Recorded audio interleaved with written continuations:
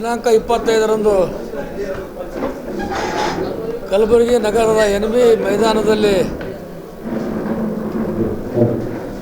ಕೋಲಿ ಸಮಾಜದವರ ಬಹುದಿನಗಳ ಬೇಡಿಕೆಗಾಗಿ ನಮ್ಮ ಸಮಾಜ ಪರಿಶಿಷ್ಟ ಪಂಗಡಕ್ಕೆ ಸೇರ್ಪಡೆ ಮಾಡಬೇಕು. ಅಂಬಿಗರ ಚೌಡಯ್ಯನ ಮೂರ್ತಿ ಬೆಂಗಳೂರಿನಲ್ಲಿ ವಿಧಾನಸೌಧದ ಎದುರೇ ಪ್ರತಿಷ್ಠಾಪನೆ ಮಾಡಬೇಕು. ನಮ್ಮ ಸಮುದಾಯಕ್ಕೆ ಮೀನುಗಾರಿಕೆಯಲ್ಲಿ ಯಾವುದೇ ಟೆಂಡರ್ ಪ್ರಕ್ರಿಯೆ ಇಲ್ಲದೆ 90% ಗುತ್ತಿಗೆ ಆಧಾರದ ಮೇಲೆ ನಮ್ಮ ಜನರಿಗೆ ಅನುಕೂಲ ಮಾಡಿಕೊಡಬೇಕು ಸರ್ಕಾರ. ಮತ್ತು ಇನ್ನಿತರ ಎಲ್ಲ ಸಲಕರಣೆಗಳೆಲ್ಲ ಸರ್ಕಾರ ಕೂಡ ಪುಕ್ಕಟ್ಟೆಯಾಗಿ ನಮ್ಮ ಸಮಾಜದವರಿಗೆ ಕೊಡಬೇಕು.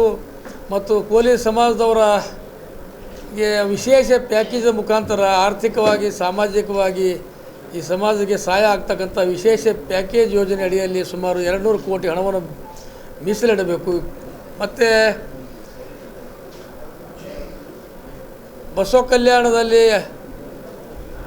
ಜಗಜ್ಯೋತಿ ಬಸವೇಶ್ವರವರಿಗೆ ಅವರ ಅನುಭವ ಮಂಟಪಕ್ಕಾಗಿ 500 ಕೋಟಿ ಹಣ ಸರ್ಕಾರ ಬಿಡುಗಡೆ ಮಾಡಿದೆ.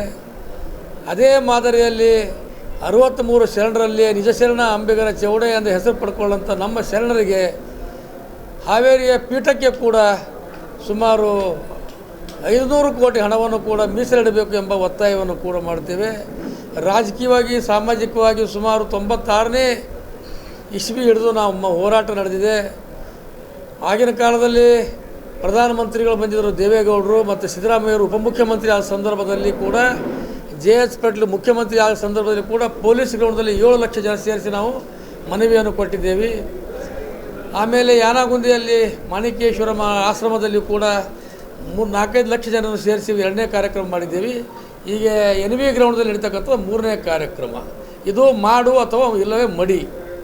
ಈ ಸಲ ನಮ್ಮ ಸಮಾಜಕ್ಕೆ ಪರಿಶಿಷ್ಟ ಪಂಗಡದಲ್ಲಿ ಸೇರ್ಪಡೆ ಮಾಡಲೇಬೇಕೆಂತೇಳಿ ನಾವು ಸರ್ಕಾರಕ್ಕೆ, ಕೇಂದ್ರ ಸರ್ಕಾರಕ್ಕೆ ಒತ್ತಾಯ ಮಾಡುತ್ತೇವೆ.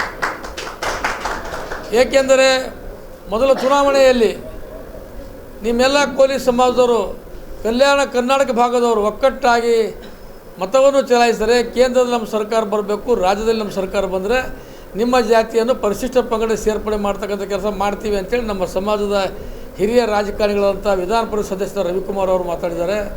ಅದೇ ಪ್ರಕಾರ ಮಾನ್ಯ ಪ್ರಧಾನಮಂತ್ರಿಯವರು ಕೂಡ ಗುಲ್ಬರ್ಗದಲ್ಲಿ ಅದೇ ನಾವು ಮಾಡ್ತಕ್ಕಂಥ ವಿಧಾನಸಭೆ NB ಗ್ರೌಂಡಲ್ಲಿ ಕೂಡ ಬಂದು ಅಪಾರ ಸಂಖ್ಯೆಯ ಜನರ ಉದ್ದೇಶಿಸಿ ಮಾತಾಡ್ತಕ್ಕಂಥ ಸಂದರ್ಭದಲ್ಲಿ ನಿಮ್ಮ ಕೋಲಿ ಸಮಾಜದವರಿಗೆ ನಮ್ಮ ಸರ್ಕಾರ ಬಂದರೆ ನಾನು ಸಹಾಯ ಮಾಡೋದಾಗಿ ಎಂಬ ಮಾತನ್ನು ಕೊಟ್ಟಿದ್ದಾರೆ. ಇಲ್ಲಿಯವರಿಗೆ ಸುಮಾರು ಪುನಃ ಮತ್ತೊಂದು ಎಲೆಕ್ಷನ್ ಬಂದರೂ ಕೂಡ ಅವರು ನಮ್ಮ ಸಮಾಜಕ್ಕೆ ನಿರ್ಲಕ್ಷ್ಯ ಮಾಡಿದ್ದಾರೆ. ಇಲ್ಲಿಯವರೆಗೆ ಒಂದು ಸಲ ನಮ್ಗೆ ಕರೀಲಿಲ್ಲ, ಮೀಟಿಂಗ್ ಮಾಡಲಿಲ್ಲ, ಯಾವುದೂ ಕೇಳಲಿಲ್ಲ, ನಮ್ಮ ಸಮಾಜಕ್ಕೆ ಪರಿಹರಿಸಲಿಲ್ಲ. ಮುಂದುವರೆದಂಥ ಜಾತಿಗೆ, ಅತ್ಯಂತ ಆರ್ಥಿಕವಾಗಿ ಪ್ರಬಲವಾದ ಜಾತಿಗೆ ಅವರ ಅರ್ಜಿ ಇಲ್ಲ, ಅವ್ರು ಏನೂ ಕೇಳಿಲ್ಲ. ಅವರಿಗೆ 10% ಮೀಸಲಾತಿ ಕೇಂದ್ರ ಸರ್ಕಾರದವರು ಕೊಟ್ಟರು. ಅವರು ಆ ಮುಂದುವರೆದಂಥ ಜಾತಿ ಅವ್ರು ಕೊಟ್ಟರು ಕೂಡ ಅವರು ಥ್ಯಾಂಕ್ಸ್ ಅಂತೂ ಹೇಳಿಲ್ಲ, ಅವರು ಅಭಿನಂದನೆಯೂ ಸೇರಿಸಿಲ್ಲ. ನಿರಂತರವಾಗಿ ಕಷ್ಟಕ್ಕೊಳಗಾಗಿದ್ದೇವೆ. ಒಬ್ಬ ಬಂಜಾರ ಸಮಾಜದವರು ST ಹೋಗಿ SC ಆದರು, ಬೋಯಿ ಸಮಾಜದವರು ST ಹೋಗಿ SC ಆದರು. ಅದು ನಮ್ಮ ಸಮಾಜದ ಅವಯೇ ಆಗಬೇಕಾಗಿತ್ತು. ಅದು ಇಲ್ಲಿಯವರೆಗೂ ಚಿನ್ನಪರೆಡ್ಡಿ ಆಯೋಗ ಹಿಡಿದು ಇಲ್ಲಿಯವರೆಗೂ ನಮ್ಮ ಸಮಾಜ ಎಲ್ಲ ರಂಗದಲ್ಲಿಯೂ ಕೂಡ ಎಲ್ಲ ರೀತಿಯಿಂದ ಅರ್ಹರಾಗಿದ್ದಾರೆ. ಇವರಿಗೆ ST ಸೇರ್ಪಡೆ ಆಗಬೇಕಂತ ವರದಿಗಳು ಇವೆ.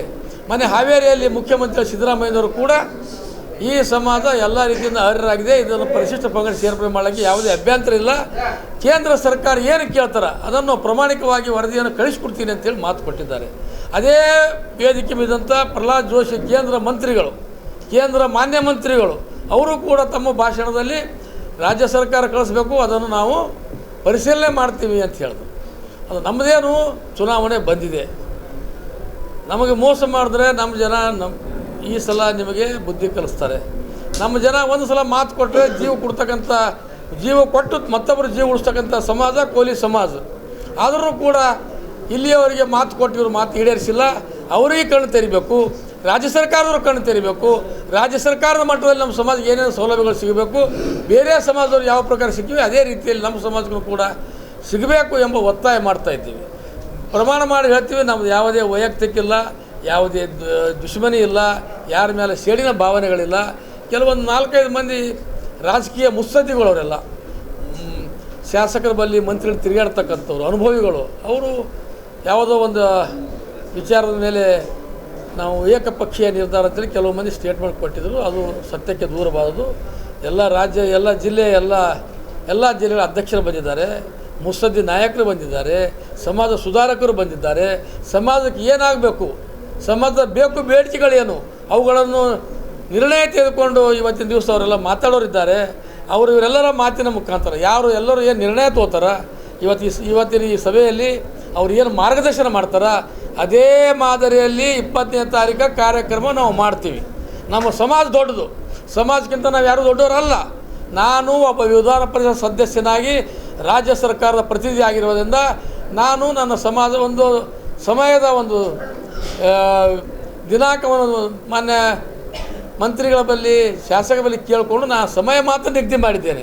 ಉಳಿದ ಅವತ್ತೇ ಹೇಳೀನಿ, ನನ್ನ ಸಮಾಜದ ಎಲ್ಲ ಗುರು ಹಿರಿಯರನ್ನು, ಎಲ್ಲ ಮುಖಂಡರನ್ನು, ರಾಜ್ಯ ಮಟ್ಟದ ನಾಯಕರನ್ನು, ರಾಷ್ಟ್ರೀಯ ಮಟ್ಟದ ನಾಯಕರು ಎಲ್ಲರೂ ಕರೆಸ್ಕೊಂಡು ಕೂಡಿಸ್ಕೊಂಡು ಅವರ ಸಲಹೆ ಸೂಚನೆಗಳು ಕೇಳಿಕೊಂಡು ಈ ಸಭೆ ನಡೆಸ್ತೀನಿ ಅಂತ ಹೇಳಿ ಆಲ್ರೆಡಿ ಅದೇ ಇವತ್ತು ಅದಕ್ಕೆ ನಾನು ಕೂಡ ಇವತ್ತು ನಾನು ಬದ್ಧನಾಗಿದ್ದೀನಿ.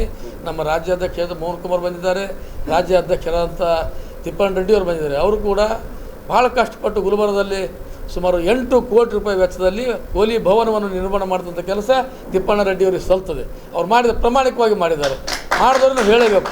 ನಮ್ಮ ಸಾಯಿಬಣ್ಣ ಬೋರ್ಬಂಡಿಯವರು, ಶಾಂತಪ್ಪನವರು, ನಮ್ಮ ಗುಂಡು ಐನಾಪುರವರು, ಹೋರಾಟಗಾರರವರು. ಅವನಿಗೆ ಜಿಲ್ಲಾ ಅಧ್ಯಕ್ಷ ಮಾಡ್ತಾರೆ, ನಾವು ತಾಲೂಕು ಅಧ್ಯಕ್ಷ, ನಾನು ಮುಂದೆ ಜಿಲ್ಲಾ ಅಧ್ಯಕ್ಷ ಮಾಡ್ತೀನಿ. ಅವನಿಗೆ ಯಾರು ಹೋರಾಟ ಮಾಡ್ತೀರಿ ಅವ್ರದ್ದು ಎತ್ತು ಹಿಡಿತೀವಿ ನಾವು. ಮತ್ತು ನಮ್ಮ ಶರಣಪ್ಪ ನಾಟಿಕಾರ ಅವರು, ನಮ್ಮ ಔಂಟಿಯವರು, ವಕೀಲ ಸಾಹೇಬರು ಚಿಂಚೋಳಿಂದ ಬಂದಾರೆ, ಶರಣಪ್ಪ ನಾಟಿಕವರು ಚಿತ್ತಾಪುರದಿಂದ ಬಂದಾರೆ, ನಮ್ಮ ಸಾವಣ್ಣ ಡಿಗ್ಗಿ ಎದ್ದಿದ್ರು ಜಿಲ್ಲಾ ಅಧ್ಯಕ್ಷ, ಜಿಲ್ಲಾ ತಾಲೂಕು ಅಧ್ಯಕ್ಷ. ಆಮೇಲೆ ನಮ್ಮ ಬಾವಿಕಟ್ಟಿಯವರು, ಸುನಿಲ್ ಬಾವಿಕಟ್ಟಿಯವರು, ಅವರು ಪತ್ರಿಕೆ ರಂಗದಲ್ಲಿ ಎಚ್ಚೆತ್ತು ಬೆಳೆದಾರೆ. ಮತ್ತು ಅಲ್ಲಿ ಜಿಲ್ಲಾ ಅಧ್ಯಕ್ಷರು ಕೂಡ ಅವರೇ ಬೀದರ್ನಿಂದ ಬಂದಿದ್ದಾರೆ. ಎಲ್ಲ ನಮ್ಮ ರವಿ ಕೊರವಿಯವರು ಬಂದಿದ್ದಾರೆ, ಜಿಲ್ಲಾ ಅಧ್ಯಕ್ಷರು. ಮತ್ತು ಮೆಕ್ಯಾನಿಕ್ ಮೊನ್ನೆ ಭಾಳ ದೊಡ್ಡ ಕಾರ್ಯಕ್ರಮ ಮಾಡಿದ್ರು. 20-25 ಲಕ್ಷ ಖರ್ಚು ಮಾಡಿ ಅಂಬಿಗರ ಚೌಡಯ್ಯನ ಮೂರ್ತಿ ಸ್ಥಾಪನೆ ಮಾಡ್ಲಿಕ್ಕೆ ಅವರೇ ಕಾರಣಭೂತರು. ಅಲ್ಲದೆ ಮತ್ತು ಅವತ್ತಿನ ದಿವಸ ಮನೆ ಕಾರ್ಯಕ್ರಮದಲ್ಲಿ ಕೂಡ ಭಾಳ ದೊಡ್ಡ ಪ್ರಮಾಣದಲ್ಲಿ ನಾವು ನಡೆಸಿಕೊಟ್ಟೇವಿ. ನಾವೆಲ್ಲ ಬರಬೇಕಂತ ಅವರು ಕೂಡ ಮನವಿ ಮಾಡಿದ್ವಿ, ಅವರು ಕೂಡ ಬಂದಿದ್ದಾರೆ. ನಮ್ಮ ಶಂಕು ಮ್ಯಾಕೇರಿ, ನಮ್ಮ ತಾಲೂಕು ಅಧ್ಯಕ್ಷ ಅವನೇ ಈಗ ಅಫ್ಜಲ್ಪುರದು, ಅವರು ನಾವು ಮನವಿ ಮಾಡಿದ್ವಿ, ಬಂದಿದ್ದಾರೆ. ಆಮೇಲೆ ನಮ್ಮ ಪ್ರಕಾಶ್ ಜಮಾದಾರ್, ಇವರು ದಿವಂಗತ ವಿಠ್ಠಲ್ ಹೇರವ್ರಿಗೆ ಹೆಗಲು ಕೊಟ್ಟು ಅವರ ಸರಿ ಇದ್ದು ಅವರ ಅನುಭವವನ್ನು ಹಂಚಿಕೊಂಡು ಮುಂದಿನ ದಿನದಲ್ಲಿ ಅವರು ಜಿಲ್ಲಾ ಪಂಚಾಯತ್ ಸದಸ್ಯರಾಗಿ ಉತ್ತಮವಾದ ಕೆಲಸಗಳು ಮಾಡಿದ್ದಾರೆ. ಈ ಸಮಾಜಕ್ಕೆ ಮಾರ್ಗದರ್ಶಕರಾಗಿ ಇವತ್ತಿನ ವಿಚಾರಗಳನ್ನು ಪ್ರಸ್ತಾವನೆ ಮಾಡಿ ಈ ಸಮಾವೇಶ ಭಾರೀ ಪ್ರಮಾಣದಲ್ಲಿ ಯಶಸ್ವಿ ಆಗಬೇಕು. ಗುಲ್ಬರ್ಗದಲ್ಲಿ ಅವತ್ತು ದಿವಸ ಎಲ್ಲರಿಗೂ ಕುಡ್ಲಿಕ್ಕೆ ನೀರು ಸಿಗಬಾರ್ದು, ಅಂಥ ರೀತಿಯಲ್ಲಿ ಜನರು ರೊಚ್ಚಿಗೆದ್ದಾರೆ. ಇದು ಕಡೆಯ ಸಮಾವೇಶ, ಮುಂದೆ ಸಮಾವೇಶನೇ ಮಾಡಲ್ಲ. ನಾವು ಎಷ್ಟು ಸಲ ಮಾಡಬೇಕು, ಎಷ್ಟು ಸಲ ಇವ್ರಿಗೆ ಕೇಳಬೇಕು, ಎಷ್ಟು ಸಲ ಮನವಿ ಮಾಡಬೇಕು, ಇವೆಲ್ಲ ಮುಗಿದು ಹೋದ ಅಧ್ಯಾಯದ ಸೂರ್ಯಕಾಂತ್. ಅದಕ್ಕೆ ನಾವು ಈ ಸಲದ ಪ್ರಾಮಾಣಿಕವಾಗಿ ನಾವು ಸಮಾಜಗೋಸ್ಕರ ಮಾಡ್ತಾಯಿದ್ದೀವಿ. ನನಗೆ ನಿಮ್ಮೆಲ್ಲರ ಆಶೀರ್ವಾದದಿಂದ ನಾನು ವಿಧಾನ ಪರಿಷತ್ ಸದಸ್ಯನಾಗಿನಿ 2ನೇ ಬಾರಿಗೆ. ಮೊದಲಿನ ಅವಧಿ ಕಡಿಮೆ ಇದೆ, ಕರೋನಾದ ಅಂತೇಳಿ ಪುನಃ ನನಗೆ ಸರ್ಕಾರದವರು ಮತ್ತು ಮಲ್ಲಿಕಾರ್ಜುನ ಖರ್ಗೆಯವರು ಒಕ್ಕಟ್ಟಾಗಿ ರಾಜ್ಯ ಸರ್ಕಾರ ಮತ್ತು AICC ಅಧ್ಯಕ್ಷರಾದ ಮಲ್ಲಿಕಾರ್ಜುನ ಖರ್ಗೆ ವಿಧಾನ ಪರಿಷತ್ ಸದಸ್ಯರಾಗ್ಯಾರ. ಮತ್ತೇನು ಆಗ ನನಗೇನು ಕಾಯಸಿಲ್ಲ, ಇದೇ ನೋಡ್ಕೊಂಡು ಹೋಗೋದೇ ಸಾಕಾಗಿದೆ ನನಗೆ, ಮತ್ತೊಂದೇನು ಬೇಕಾಗಿಲ್ಲ. ಅವಕಾಶ ಬಂದ ಯಾರು ಏನು ಬೇಕಾದೆಲ್ಲ ಮಾಡಿಕೊಡ್ತಕ್ಕಂಥ ಕೆಲಸ ನಾನು ಮಾಡ್ತೀನಿ.